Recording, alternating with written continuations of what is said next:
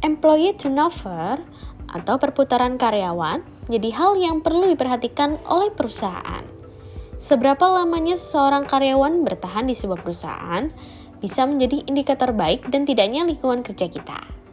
Banyak studi setuju bahwa penyebab turnover yang tinggi yaitu tawaran dari posisi baru di tempat lain yang lebih baik dalam 5 hal ini.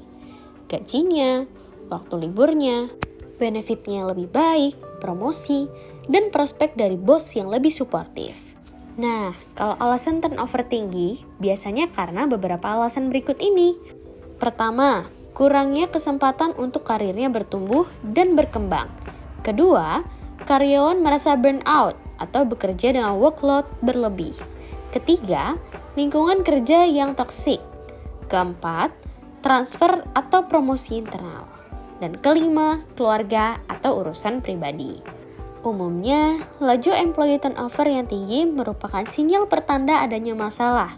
Bisa jadi permasalahannya dalam proses rekrutmen, atau budaya perusahaan, atau bisa juga struktur keuntungan dan kompensasi, manajer yang individual, pola training dan progres karir, dan lain sebagainya. Lalu, gimana ya solusinya? Berikut ini beberapa cara yang bisa digunakan untuk mengatasi permasalahan employee turnover. Yang pertama, menyusun berbagai kewajiban people manager. Penting untuk mengetahui motivasi individual dan memahami apa yang bisa membuat seorang karyawan tidak hanya terus bekerja, tapi juga terikat secara mendalam dengan visi perusahaan. Kedua, menganalisa data atrisi secara detail berfokus pada kenapa. Dan yang ketiga, komunikasi.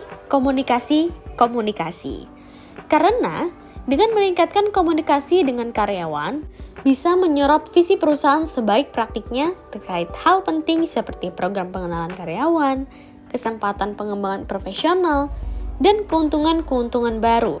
Nah, jadi jika terjadi permasalahan employee turnover, perusahaan wajib memberi perhatian khusus dan segera mengatasinya sebelum berlarut dan nantinya merugikan perusahaan.